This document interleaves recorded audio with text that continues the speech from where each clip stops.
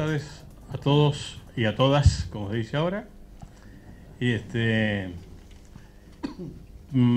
yo voy a darles la bienvenida a nombre del secretario general, que no pudo quedarse. Él es un hombre que tiene dos características. La primera, que ha sido electo hace muy poquito y todavía no asumió.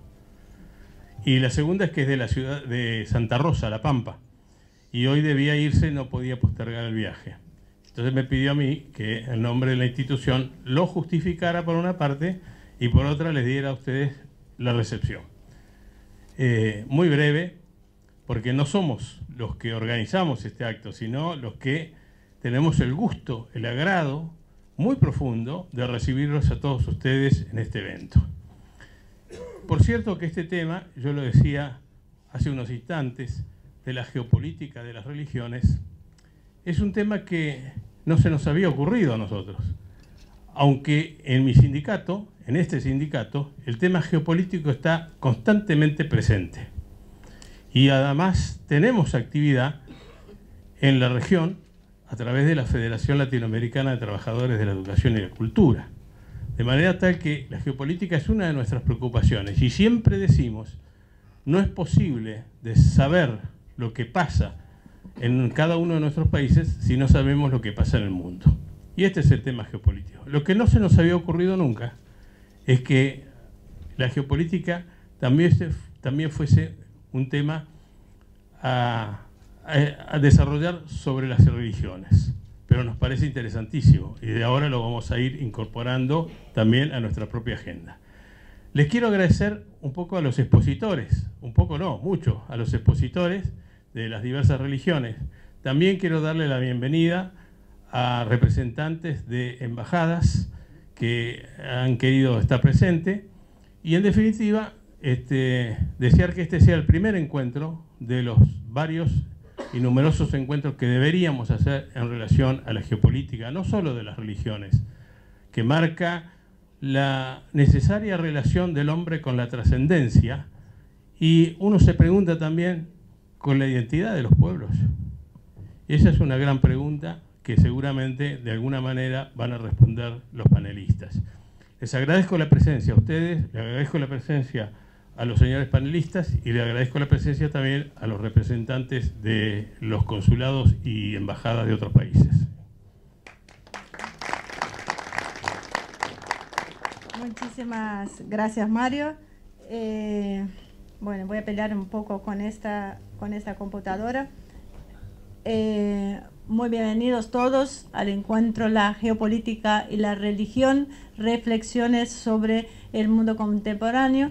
Como es inevitable en esta instancia, y voy a ser lo más breve posible para dejarlo escuchar a los expositores, que es para lo que han venido, pero no puedo dejar de agradecer a aquellos que hicieron posible que estuviéramos realizando esta tarea acá.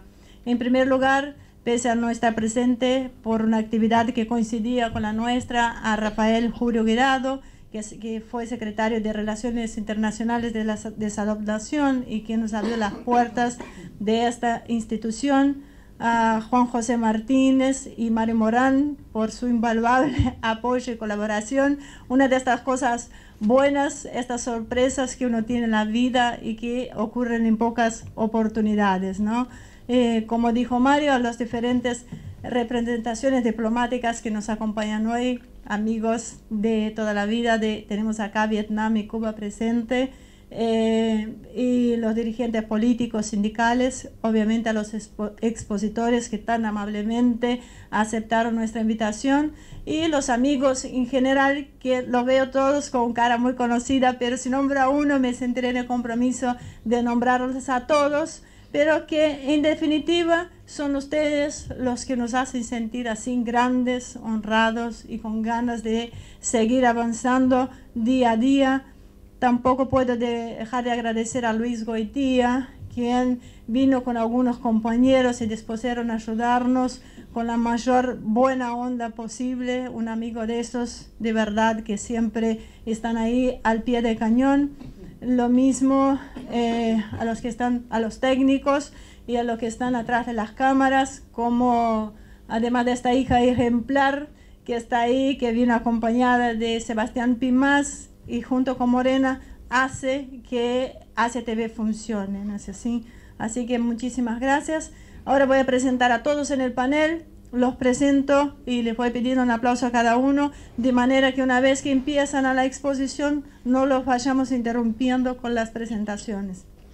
Vamos a arrancar con Marcelo Ramírez, uno de los ideólogos de este encuentro. Es el que va a hacer el enlace entre la geopolítica y la religión, y como muchos saben, Marcelo es analista geopolítico, director de contenidos de ACTV, y hace 11 años venimos trabajando en el acercamiento y entendimiento de las relaciones entre nuestro país, nuestra región y el mundo. Así que le pedimos un aplauso a Marcelo. El doctor Gabriel Floriciani es el primer religioso que expondrá. Como cada uno de los que están acá, tiene una representación que justifica su presencia. El doctor Floriciani es pastor evangélico, tiene una particularidad que es médico terapeuta especializado en neurociencias, con lo cual nos puede dar un aporte valioso sobre dos temas claves: ayudarnos a desentrañar qué es el evangelismo, no tanto desde el punto de vista religioso, sino político, dada su conformación de diferentes grupos, muchas veces enfrentados entre sí, y que buscan cuál es la forma de organizarse, qué modelo de país imaginan. Es algo clave para que nos cuente alguien que además entiende muy bien cómo son los procesos neurológicos sobre los cuales trabaja el poder para dividirnos, desenfocarnos y romper inclusive con nuestra naturaleza humana y divina. Así que un aplauso al doctor Gabriel Floriciani. Bueno, a Darío Mixca lo hemos convocado porque además de ser un amigo, tiene una particularidad muy importante, y es que tenemos muchas coincidencias desde el punto de vista de lo que sucede en el planeta, sobre la nueva conformación de los bloques de poder en el mundo y sus intenciones. Darío es judío, nacionalista como se proclama, y no duda en marcar sus diferencias con las políticas que impulsa el gobierno de Israel, lo que le trae no pocos problemas, como muchos se imaginarán, ¿no? Bueno, ese es mejor todavía. Darío representa a la comunidad judía en la Argentina, muy influyente como sabemos, y lo hace desde una posición neutral. No pertenece ni a grupos religiosos, pero tampoco a los ateos. No se adscribe a las organizaciones conocidas por sus dudosas posturas en algunos temas. Su posición equidistante es muy importante para que empecemos a escucharnos y buscar soluciones en conjunto ante los desafíos que se nos vienen. Así que un aplauso para Darío. Bueno, Pablo Vilas es quien elegimos como representante de la sociedad civil no religiosa. Es miembro de la Cámpora, exdirector de la Casa de Patria Grande. Pablo tiene una apertura ideológica que le permite buscar lo mejor para nuestra sociedad sin prejuicios. Precisamente por pertenecer a un sector que los más ortodoxos miran con desconfianza, es que su presencia es particularmente importante. No nos cabe duda que en un futuro mediano plazo esta generación accederá a los puestos de decisión, y es el momento para que nos comencemos a oírnos entre nosotros. La construcción se hace desde posiciones diferentes, pero con coincidencias básicas. Pablo las tiene con todos los que estamos aquí, y también un amplio conocimiento del pensamiento latinoamericano. Así que es sumamente interesante ver cuál es el modelo de país que propone, porque debemos crecer en el debate, dejando de lado las chicanas políticas habituales que empujan los medios de comunicación, y pensar en grande como la patria nos impone. Así que un aplauso para Pablo. Ahora, antes de arrancar, que va a empezar Marcelo, voy a pedir que pasen un videíto que lo hizo, la persona que hizo este video lo hizo especialmente para esta actividad de hoy. Así que, por favor.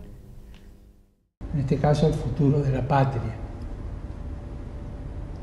El futuro está en las manos de ustedes, ¿verdad? Porque nosotros nos quedamos, ustedes siguen. Pero cuidado. Un futuro sólido, un futuro fecundo,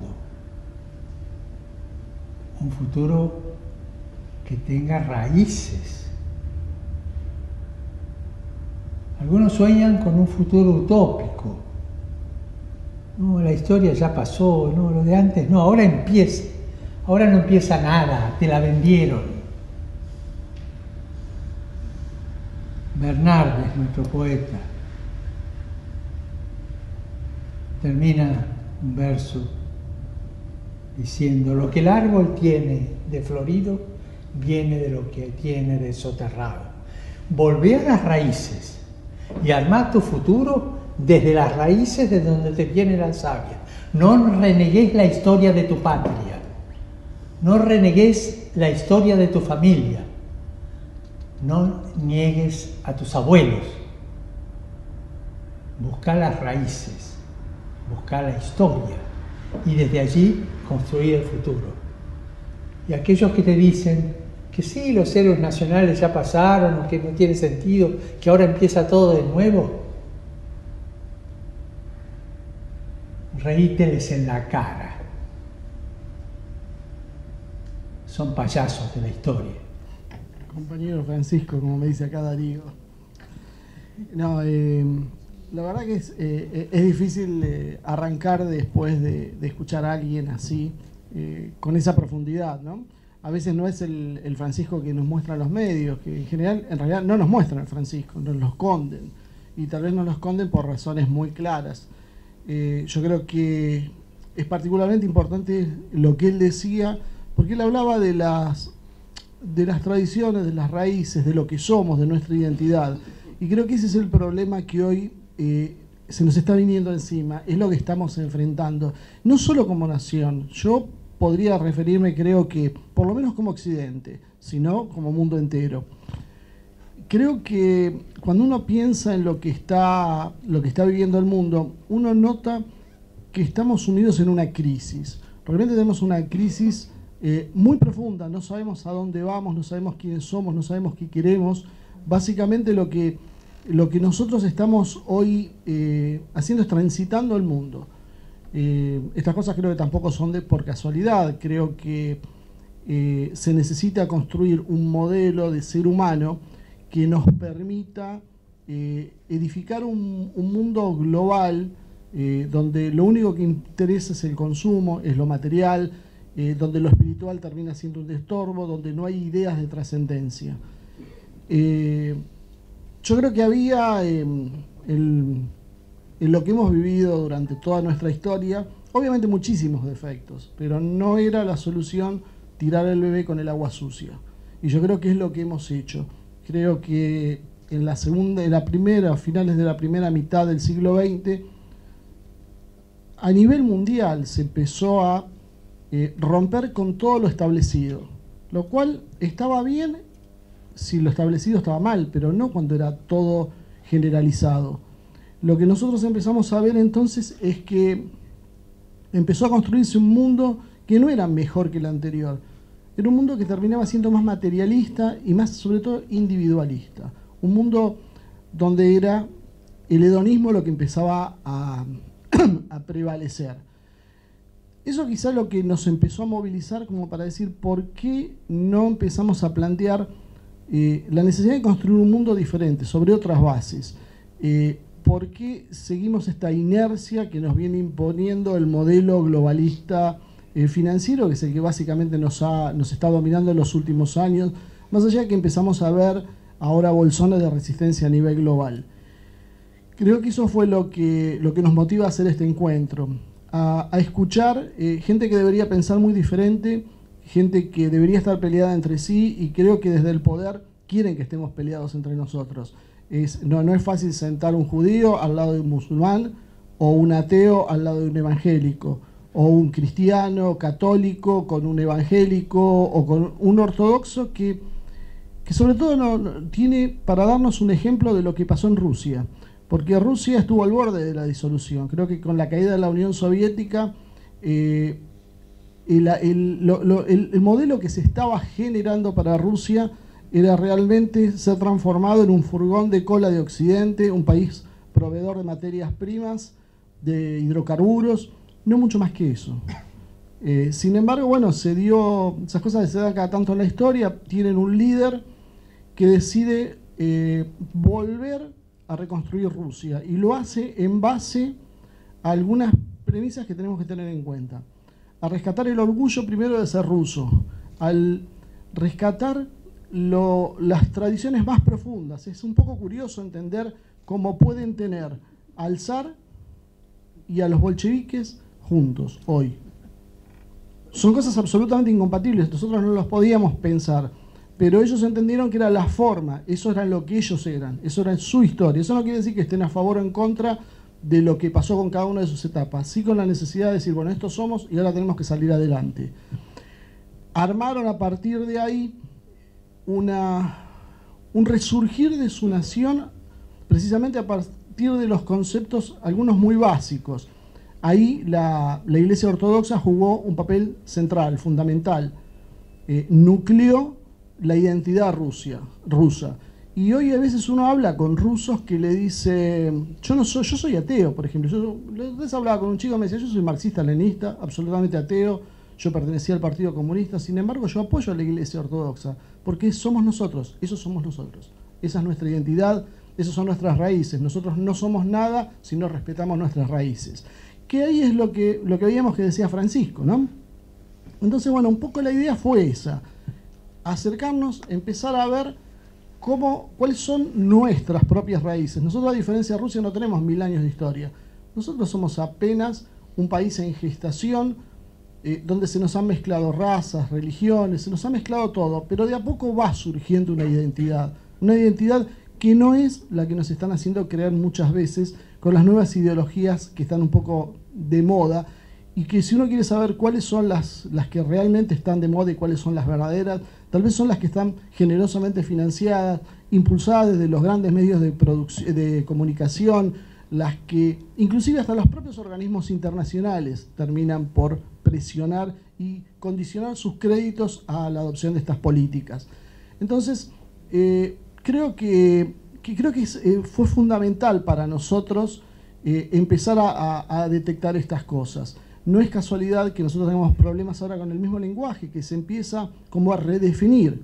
Y no se redefine como debería redefinirse un lenguaje que desde abajo, desde el uso cotidiano hasta llegar a lo escrito, sino exactamente al revés, porque esto en realidad lo que demuestra es una imposición cultural, un colonialismo cultural que nos va bajando y se va metiendo en nuestros poros. Sobre todo, aparte, aprovechando que somos una sociedad muy pendiente de las modas europeas o norteamericanas.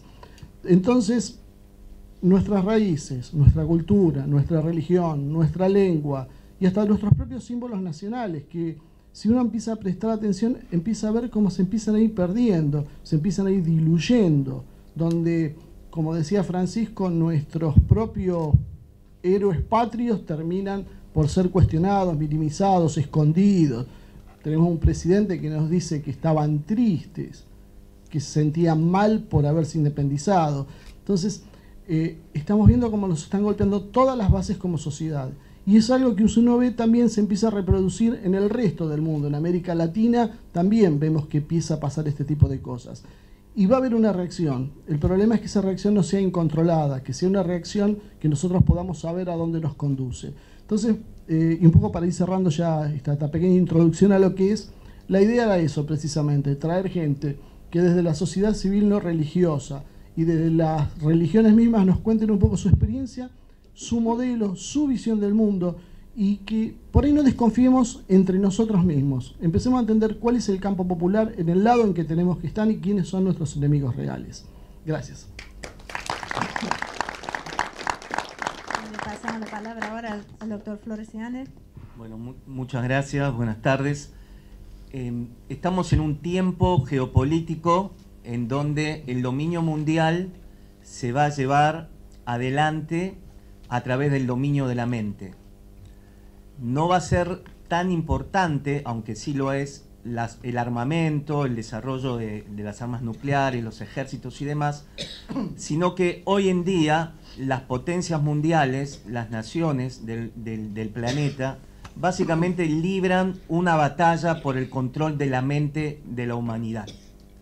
No vamos a ver grandes guerras, porque ya estamos inmersos en una guerra psicosocial, es decir, una guerra que tiene como finalidad justamente desarmar, desestructurar la mente de la civilización humana tal como hoy la conocemos, para reemplazarla por un nuevo hombre, un nuevo ser humano conformado con un cerebro, una mente totalmente distinta como la que nosotros conocemos hasta el día de hoy.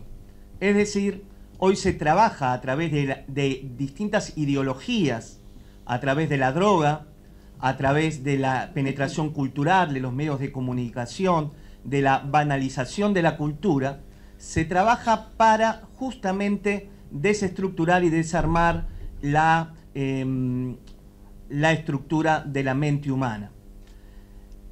En el año 1900 a.C., el rey Hammurabi escribió justamente el Código Hammurabi, el cual fue fundamental luego para la constitución de la ley mosaica, entre otras, pero que fundamentalmente, desde el punto de vista de las neurociencias, la idea de una ley, la idea de la ley, del límite, estructura la mente humana. Entonces aquí podemos entender el rol de las iglesias también en la estructuración de la psiquis y de la mente de los individuos. Por eso, desde los albores de la civilización o de la humanidad, que no tenemos más de 11.000 años de historia, a través de la alimentación, a partir del momento que el Homo sapiens sapiens se estableció y dejó de ser nómade y empezó a cultivar los cereales, a partir de ese momento, con la nueva ingesta de proteínas y cereales, se aumentó, se elevó la capacidad de la mente humana y de la inteligencia humana. Esto solamente hace 11.000 años atrás. Es vertiginoso entonces el desarrollo de la humanidad y de la civilización en tan pocos años. Esto producto entonces que tiene que ver con el cambio climático, con la alimentación, y todo esto va a impactar en el desarrollo de la mente, del cerebro humano. Se calcula que el Homo sapiens sapiens tiene sobre la Tierra entre 80.000 y 300.000 años. No somos tan viejos. El cerebro de un Homo sapiens sapiens de hace 80.000 años no es el mismo cerebro del Homo sapiens del siglo XXI. Es decir, en mi calidad de cristiano, soy un hombre que cree que el ser humano, la creación, ha sido justamente parte de la creación divina. Pero creo que a partir de la creación divina empezó un proceso evolutivo. Así que me defino como creacionista evolutivo. Y esto hace que la ciencia y la fe no se contradigan y se termine la gran discusión a partir de Darwin, Charles Darwin, que o será evolucionista o será creacionista. Hoy sabemos que y entendemos que la creación divina se debe de haber efectuado. Esto no hay discusión en el ámbito científico, pero también entendemos una evolución de la mente humana. Esto significa entonces que, por ejemplo, el Homo sapiens sapiens de hace 30.000 años atrás era alguien que ya era un ser espiritual. Era alguien que enterraba a sus muertos y los enterraban con sus elementos de vida porque entendían que había una vida más allá de la muerte. Así que el origen de la religión no es una cuestión solamente de hace 11.000 años atrás o la creación de las grandes religiones monoteístas o las diversas religiones, sino que ya desde el inicio prácticamente del Homo sapiens sapiens entendemos y vemos la capacidad de este para tener una capacidad trascendente, una capacidad de pensar que hay un Dios, una capacidad de saber que no todo termina aquí. Entonces, el cerebro humano está preparado para creer en Dios. Yo soy un hombre de fe y creo en Dios. Así que Dios ha formado el cerebro que tenemos todos nosotros con la capacidad neuroanatómica, neurofisiológica y neuroquímica para creer en Dios. Si no, no podríamos hacerlo. Creemos en Dios a través de la fe. Y la fe son procesos cognitivos intelectuales que se dan a partir del desarrollo del lóbulo prefrontal, el cual ha sido o es la parte del cerebro que más se ha desarrollado, la que nos diferencia de los animales y la que nos permite entender y comprender y avanzar en la sofisticación de nuestras creencias, nuestras ideologías y también en la religión. Esto a modo de introducción. El gran punto es que hoy se debe de desarmar a ese cerebro, se debe de terminar con ese cerebro para reemplazarlo por un cerebro vulnerable, un cerebro débil, un cerebro torpe, un cerebro confuso, para poder dominarlo y perpetuar el dominio hegemónico de los poderes sobre o supranacionales que dominan el mundo desde ya hace un buen tiempo. Entonces, frente a esta necesidad de desmontar el cerebro del Homo sapiens sapiens que nos ha traído hasta el siglo XXI, una de las creaciones fantásticas y muy bien hechas es la ideología de género. La ideología de género tiene la capacidad de subvertir la estructuración del cerebro humano, tiene la capacidad de producir cambios en el conectoma humano. El cerebro son millones y millones de neuronas entretejidas, unidas en redes neuronales, las cuales funcionan y dan vida a nuestros pensamientos, a nuestras emociones, a nuestras creencias. La ideología de género está pensada para desmontar esta estructuración del conectoma humano y reemplazarlo en otra conformación de tal manera de crear otro ser humano, justamente mucho más fácil de dominar y manejar. Es interesante en este tiempo el uso que hay de la sexualidad para dominar la mente del ser humano. Hoy podemos ver que los chicos son expuestos a enseñanzas que el cerebro de un adulto puede recibir y puede procesar. Es por esto que muchas veces cuando la educación sexual integral, la cual estamos de acuerdo, pero la educación sexual integral con la ideología de género, se han visto casos que produjeron convulsiones en los niños de 6 a 8 años, producto de que estos niños fueron expuestos a gráficos o prácticas sexuales que el cerebro del adulto puede llevar adelante y puede procesar. Entonces, la idea global es cambiar la mente de las personas con nuestros cerebros, con nuestras mentes que ya somos adultos. Mucho no pueden hacer, pero el punto está trabajar sobre la mente y el cerebro de los niños para producir estos cambios en la estructuración del cerebro de los niños, en donde aún el punto se agrava, porque lo que hoy se vio es que a partir de la cultura y de la información no solamente se producen cambios a nivel neuronal, sino que se producen a nivel genético. Y esto es lo preocupante. Es decir, lo que se denomina epigenética. A través de la palabra, a través de la educación, se producen cambios en el cerebro y también en la modulación genética.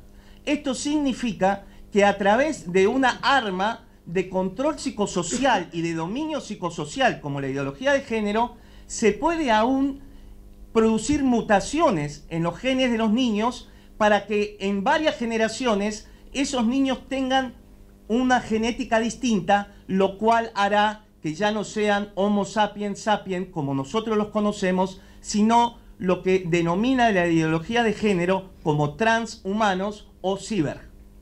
Es decir, la idea que dentro de 100 años, 200 años, no existan los transhumanos, los cuales van a ser personas justamente no humanas, aunque van a tener el físico, pero habrán sido manipulados a través de las nuevas ideologías de la droga y demás, produciendo estos cambios en su cerebro y en su genética, transformándolos en nuevos seres humanos, los cuales serán fácilmente dominados, y entendemos entonces que la aparición y el sostenimiento de un poder hegemónico se va a perpetuar a través de la historia.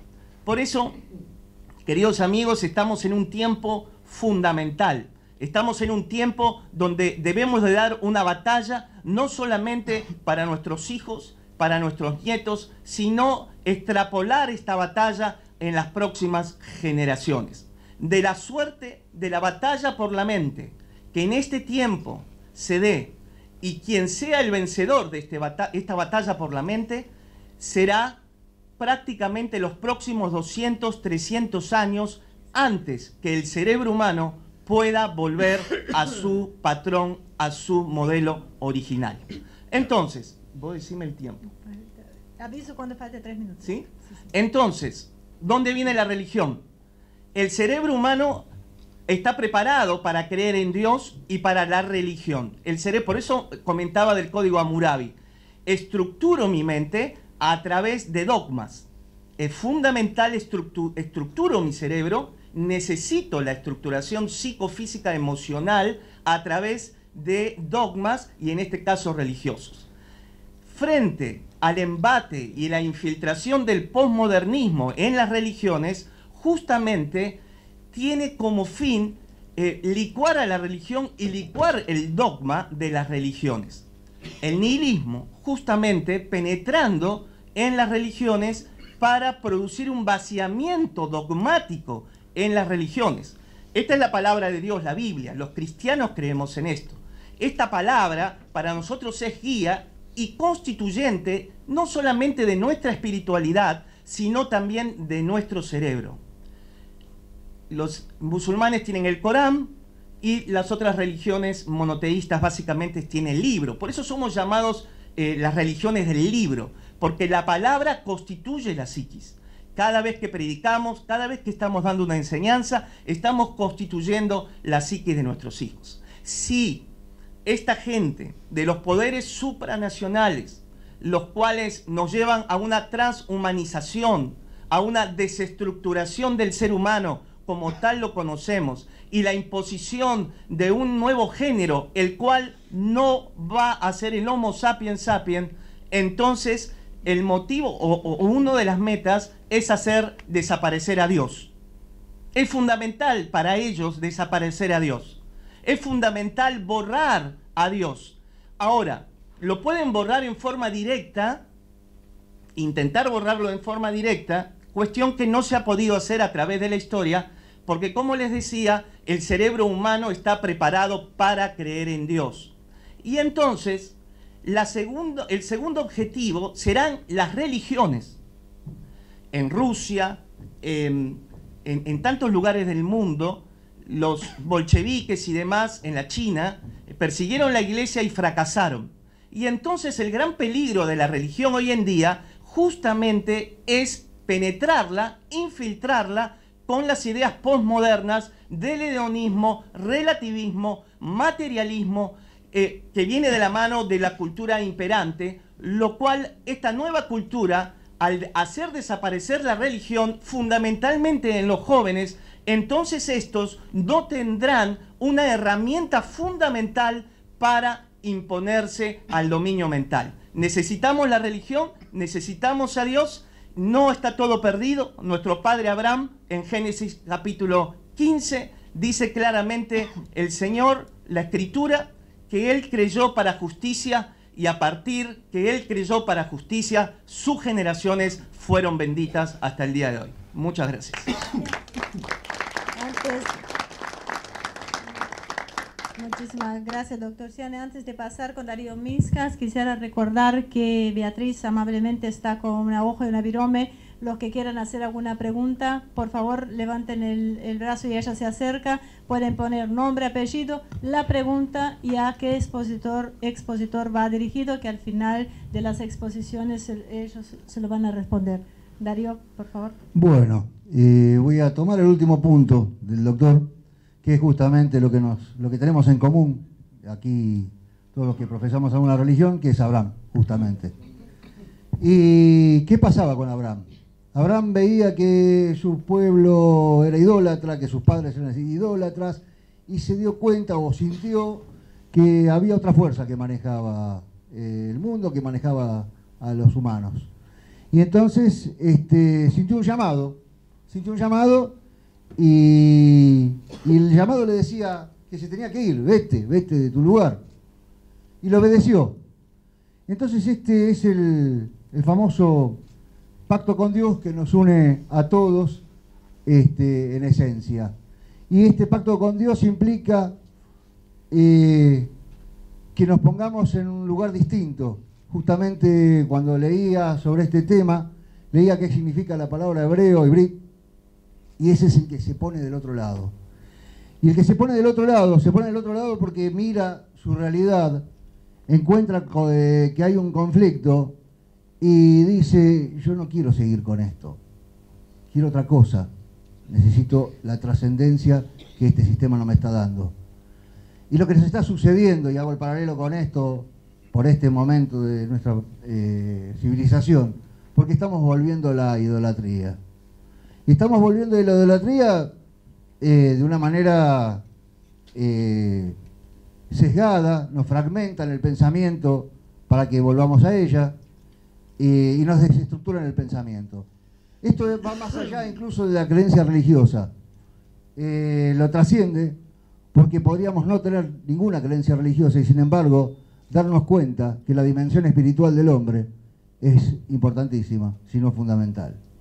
Y que los pueblos que no tienen una raíz espiritual profunda son susceptibles de ser destruidos y que estamos en ese proceso. Yo pertenezco a una agrupación que se llama Judíos Peronistas. Produce muchas veces sensaciones encontradas esto de decir judíos peronistas. Qué cosa extraña esto de los judíos peronistas. Ahora tengo un señor en Israel que me hizo un enorme favor, él no lo sabía, pero me hizo un enorme favor, se llama Ranan Rein, y escribió un libro que se llama Los muchachos peronistas judíos, que les recomiendo, donde tira abajo unos cuantos mitos que tenemos aquí en la Argentina en relación a los judíos. Mi familia llegó aquí, la primera parte de mi familia, como todos los argentinos, tenemos una parte que vino de los barcos, casi todos nosotros, salvo la gente que viene con descendencia originaria. Pero somos una mezcla de todo eso, somos un pueblo nuevo. La primera parte de mi familia viene en 1895, se establece en Carlos Casares, en colonias agrícolas. La otra parte viene un poco más tarde, eran ya profesionales, un poco mejor acomodados. Tengo una parte de gente muy humilde en la familia y otra parte de gente más pudiente. O sea que a esta altura mi hija ya es cuarta generación, mis abuelos son argentinos, fueron argentinos. Y entonces vuelvo a esto que decía Ivonne, me he presentado como un nacionalista. Sí, soy nacionalista, como lo es incluso algún israelí en relación a su tierra, con un problema de origen que reconocemos, hay un problema de origen respecto a esa tierra porque había otro pueblo, pero uno entiende el nacionalismo israelí y por eso no soy sionista, pero no puedo ser antisionista porque además soy peronista. ¿Sí? Es una cuestión bastante lógica, porque si me considero nacionalista, no puedo estar en contra del nacionalismo israelí. Puedo estar en contra de las políticas de ese nacionalismo israelí. Y puedo estar en contra de lo que significaron esas políticas en relación a la Argentina, cuando hemos sufrido dos atentados que están directamente relacionados con una disputa del poder en Israel. ¿Sí? Porque la muerte de Rabin es lo que nos termina tirando dos edificios. Esto lo pueden leer de varios autores, lo pueden leer a Juan Salinas, lo pueden leer a Dugan, que habló desde el punto de vista de lo de Nisman, lo pueden leer a Horacio Lutzky, y todos estos autores no van a coincidir conmigo, pero les van a dar elementos para llegar a la misma conclusión que yo. ¿Y por qué soy peronista? Porque el peronismo es la identidad nacional del pueblo argentino. Porque me siento identificado, porque amo a mi pueblo, porque creo que uno de los problemas que tenemos es que la clase dirigente de este país detesta a su pueblo y por eso no logramos prosperar, porque lo desprecia y a partir del desprecio no se puede generar crecimiento. Y este es un problema grave. Si la dirigencia no deja de despreciar al pueblo argentino, no tenemos posibilidades. Y recuerdo alguna vez, alguna charla con Marcelo, cuando decíamos, ¿por qué el pueblo chino estuvo sojuzgado por los japoneses durante 500 años? Por el desprecio de sus gobernantes. No hay otra explicación, porque siempre han sido mucho más. Y el número no podía contra la inteligencia. Nos está sucediendo una cosa similar. Pero, comparando la situación de Israel y la situación argentina, cuando uno habla de oligarquía en la Argentina, mira la Pampa y la reconoce, está ahí, los dueños de la tierra. Mirar en las oligarquías existen en todos los lugares. Algunas son más favorables o menos favorables a sus pueblos, o los utilizan de mejor o peor manera. Acá hay un amigo que escribió una nota el otro día y recibió algunas críticas por haber dicho, palabra más, palabra menos, que los judíos tenían el poder de los medios. Bueno, los norteamericanos tienen del petróleo, o sea, el problema es la generalización.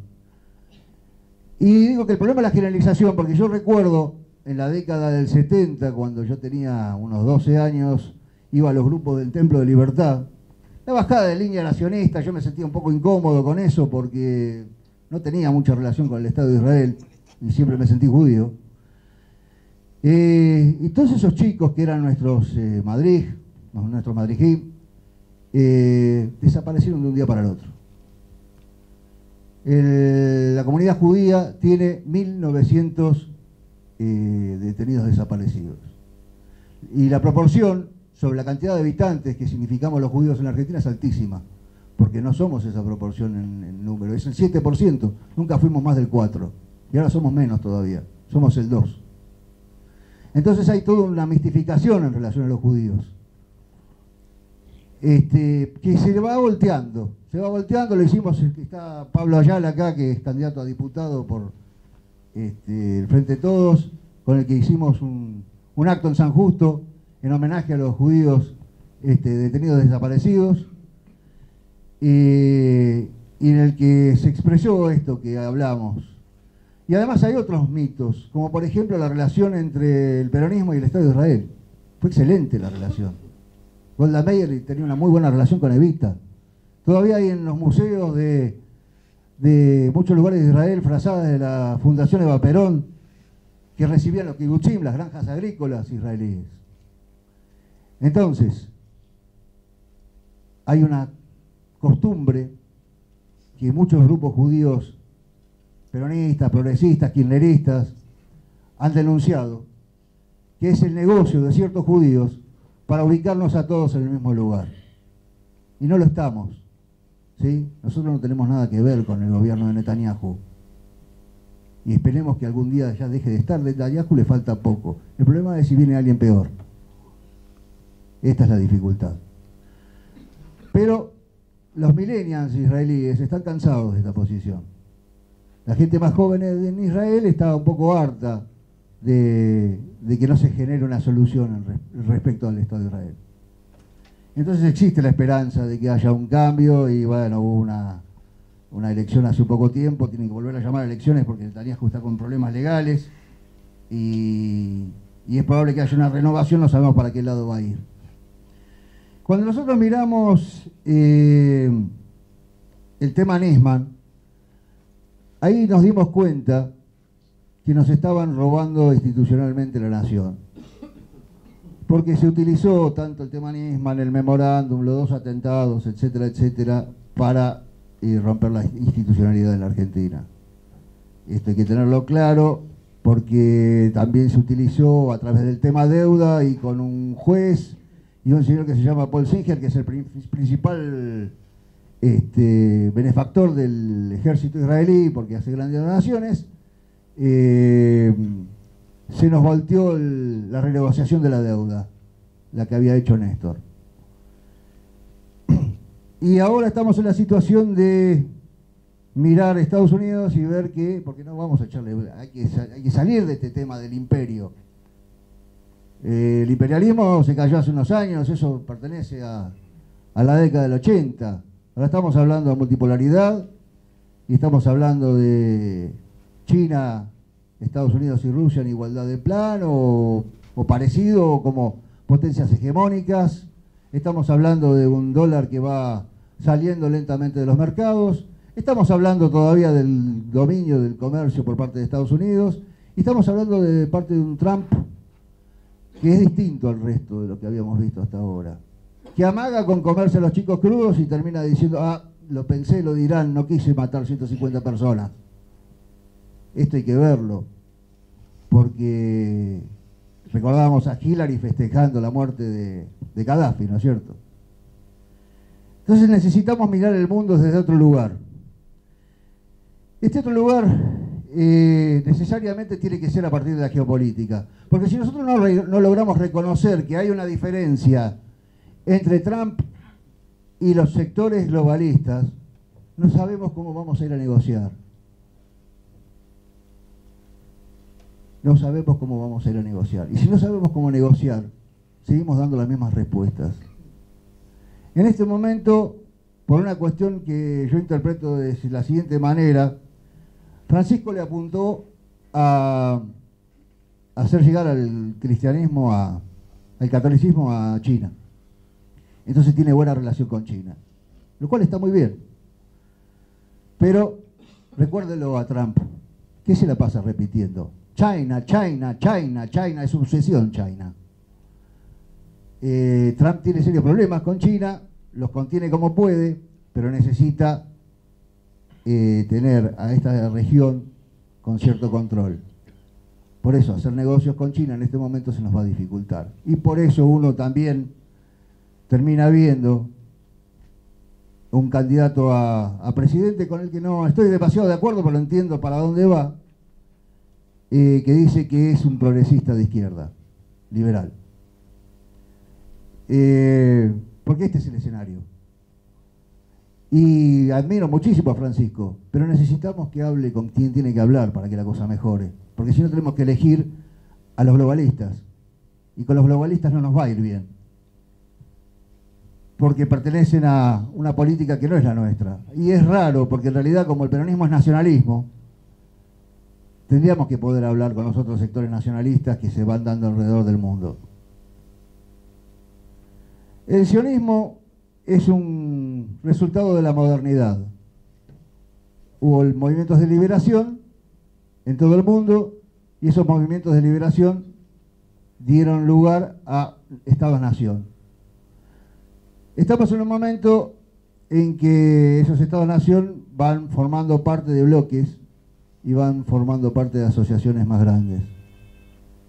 Necesitamos que esas asociaciones más grandes nos presten atención y podamos verlo de otra manera. Muchas gracias.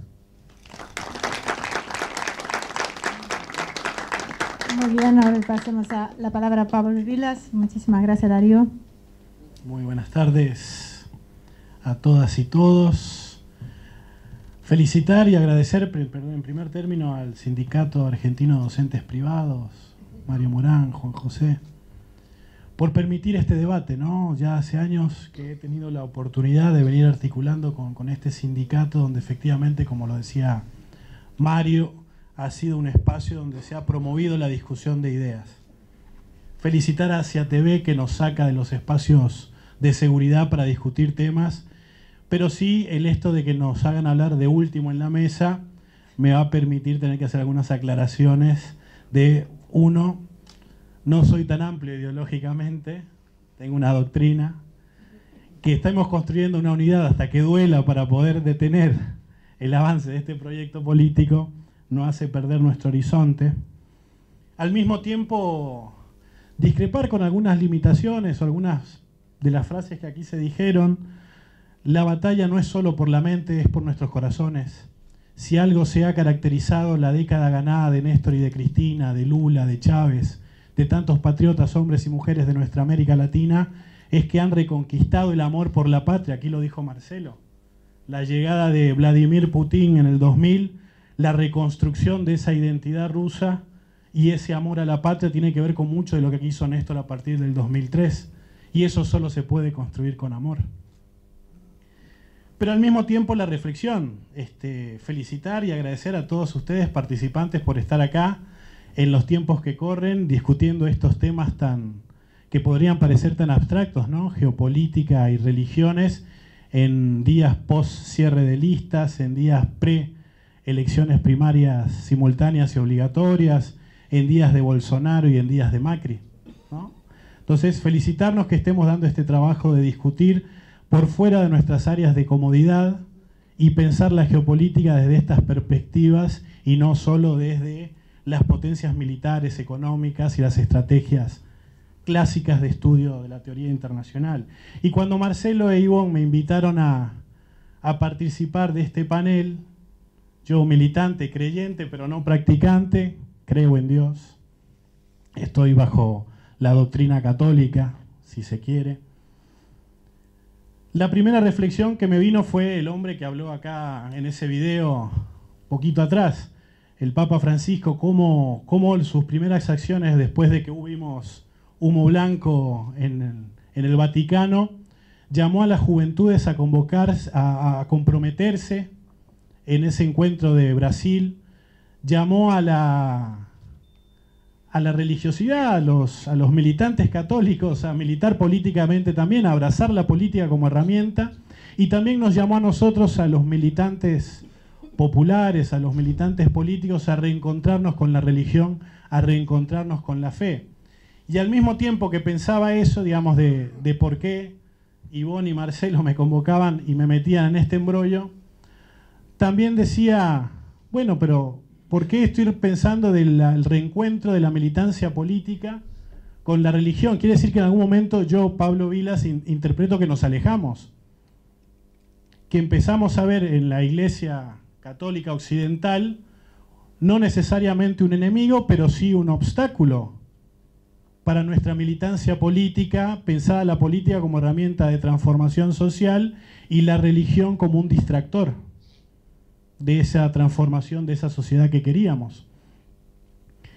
Y ese reflexionar me hizo buscar un poquito más allá, pero a ver, nosotros tenemos en nuestra América reciente muchas experiencias de que nuestros grandes líderes, hombres y mujeres que fueron desaparecidos, empezaron su militancia en la pastoral, haciendo trabajo social, acercándose a la iglesia, el ver en el otro el prójimo. La patria es el otro, decía Cristina hace unos cuantos años en medio de la terrible inundación de La Plata. Entonces empecé a deconstruirme, ya que está en auge la palabra, sobre el tema de mi religiosidad y mi fe. Bueno, yo, Pablo Vilas, fui formado en un sistema educativo occidental. Yo nací en Honduras por el tema del exilio, entonces la escuela la hice en varios países centroamericanos, caribeños, largo para otra charla más de café. Pero sí a nosotros nos inculcaron desde temprano, y lo que yo retomo de mi educación de historia precolombina, es el proceso de evangelización, de expoliación, de saqueo y de esclavización de nuestros pueblos originarios allá por los 1500. Entonces, ahí empieza un factor de rechazo hacia esa herramienta que utilizaron los poderes para doblegar a un pueblo libre.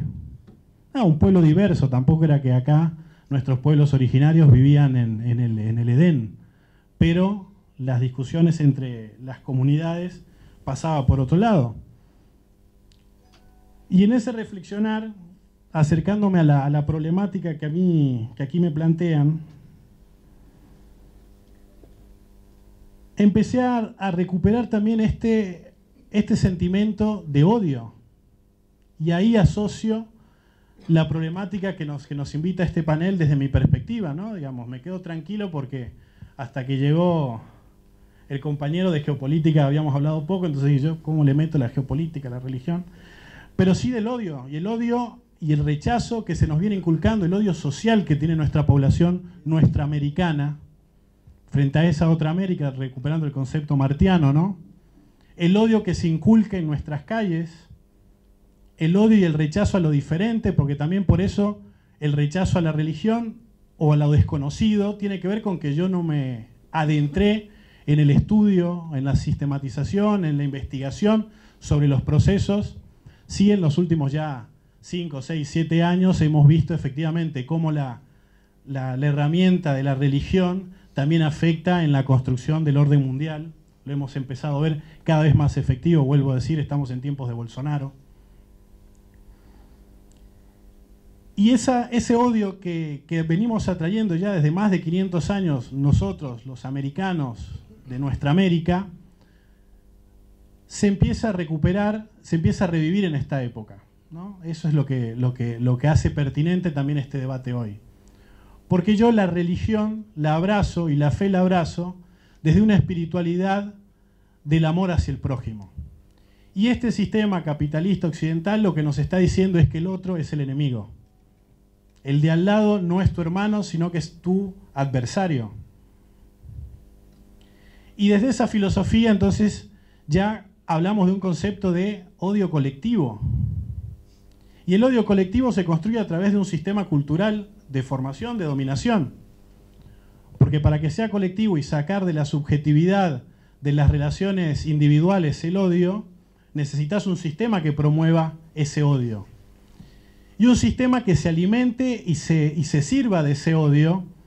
En reflexiones y estudiando algunos textos, y vos, Marcelo, lo que pude ver es que hay autores, hay un profesor en la Universidad de La Plata, Ciapina, que identifica como 3 principales ejes de sustento de ese odio colectivo, de ese odio social en nuestra sociedad, que tiene que ver con factores indiscutibles, problemas tan graves que nadie puede negarlos y problemas tan indispensables que no se pueden obviar y hay que atacarlos y hay que estudiarlos.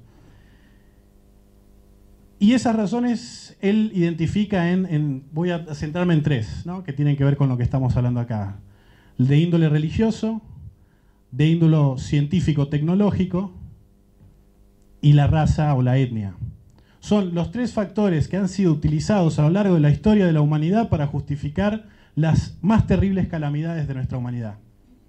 No tengo que desgregar cada una de ellas porque este es un auditorio de compañeros y compañeras, de hombres y mujeres, de ciudadanos, avesados en la problemática de la ciudadanía.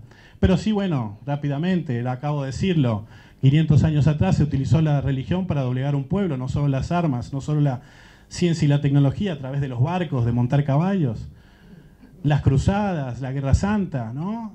Digamos, acá nosotros tenemos una frase, todos conocidos, civilización o barbarie, para sentir el tema de la búsqueda del odio a través de la contraposición de la tecnología y de cómo los indios bárbaros no pueden manejar ciertas cuestiones de escritura.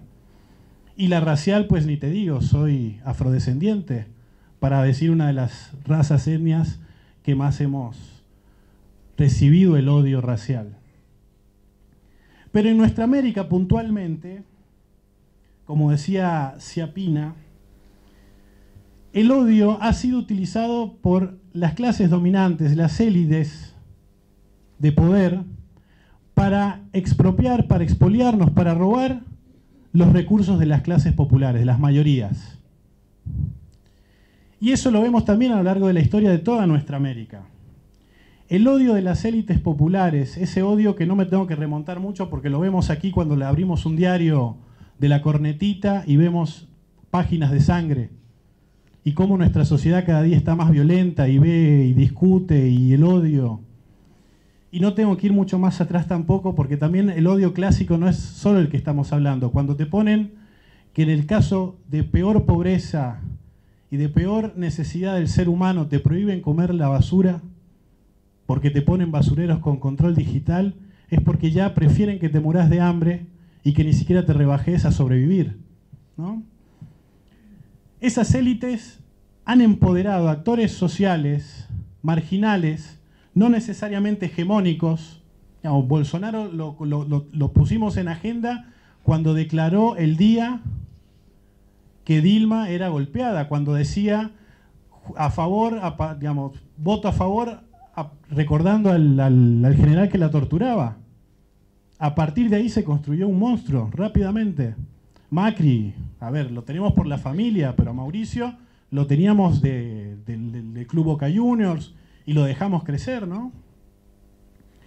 Entonces, estas élites han empoderado a actores sociales hegemónicos que han acrecentado la base de ese odio a través de la dominación de los recursos, de los medios de comunicación monopólicos, a través de la persecución y la sistematización, institucionalización de la represión y del genocidio. Vamos, estoy hablando en Argentina, no hace falta que aclare cuál ha sido el genocidio que hemos vivido, pero no tenemos que irnos 40 años atrás. Mañana, sin ir más lejos, recordamos 10 años del golpe en Honduras, el golpe que derrocó a Manuel Zelaya, el golpe que hace 10 años era fundamentado con una institucionalidad mediocre, porque Manuel Zelaya, y lo recuerdo porque no hace tanto, pero ya lo hemos borrado de nuestro mapa, Manuel Zelaya sugería convocar un referéndum para ver si se modificaba la Constitución en la parte que hablaba de la posibilidad de que el presidente se reeligiera. Se lo derrocó para el sistema mundo democráticamente, pero fue sacado en pijama por el ejército de su casa y mandado al exilio. 8 años después, 9 años después, el año pasado, el actual presidente es reelecto violentando esa Constitución que Zelaya osó proponer un debate. ¿Y cómo está Honduras en estos 10 años? Olvidada por la comunidad internacional, sufriendo una de las peores crisis humanitarias de nuestro continente, más de 300 hondureños dejando su patria a recorrer todo el canal centroamericano hasta llegar a la frontera del norte. Hemos visto imágenes recientes muy tristes de salvadoreños, pero hay gente que cree que en ese trayecto, en ese trajín, van a tener mucha más dignidad y mucha más seguridad que si se quedan en estos sistemas de odio instalados en nuestros procesos, en nuestros países. Y no tengo que irme a Honduras, podemos nuevamente hablar del odio con que atacan a Cristina, el odio con que atacaron a Evita, el odio que llevó a Lula a la prisión, el odio que tiene presa a Milagro Sala. Y como no sé cómo vengo de tiempo, pero ya la veo a Ivonne caminando un poquito, quise enfocar en esto del odio, porque es donde nos tienen encerrados, en una encerrona. Y para mí tiene que ver el sistema occidental, capitalista, liberal, imponiéndonos un sistema cultural de alienación, de individualismo, del sálvese quien pueda, de yo estoy solo y si no me salvo yo por mí mismo, no voy a poder trascender como ser humano, como individuo. Y nosotros en el pensamiento nacional aquí en la Argentina lo tuvimos al gran don Arturo Jaureche. Y cito esta frase que para mí es de cabecera en estos tiempos de oscuridad. Nada grande se puede hacer con tristeza. Desde la ciencia al deporte, desde la creación de la riqueza a la moral patriótica. El tono está dado por el optimismo. Nos quieren tristes para que nos sintamos vencidos y los pueblos deprimidos no vencen ni en la cancha de fútbol, ni en el laboratorio, ni en el ejemplo moral, ni en las disputas económicas. Cierro acá, sigue con una parte muy optimista, que es por la que yo vine hoy acá y por qué acepté el reto. Y lo acepté con regocijo, esta invitación de Ivonne y Marcelo, porque entiendo que el modelo social que se está construyendo está en disputa. Se está discutiendo cómo va a ser la humanidad, cómo se va a ordenar la humanidad por los próximos 100 años, y nosotros estamos siendo gobernados por estas élites del odio, que no solo nos odian por ser élite y nosotros mayorías populares, sino que también quieren que nos odiemos entre nosotros. Y esto no es dado de casualidad, ni es mágicamente instalado en Argentina o en la América Latina, viene de muchos años atrás. Nos quieren discutiendo entre nosotros. Perder privilegios provoca rencor, decía también don Arturo, y eso fue lo que hicieron los procesos de cambio en América Latina. Le sacaron privilegios a los sectores de poder que odian. Pero ellos se equivocan, porque el odio no es de las multitudes, sino de las élites que pierden privilegios. Muchas gracias. Bueno, muchísimas gracias.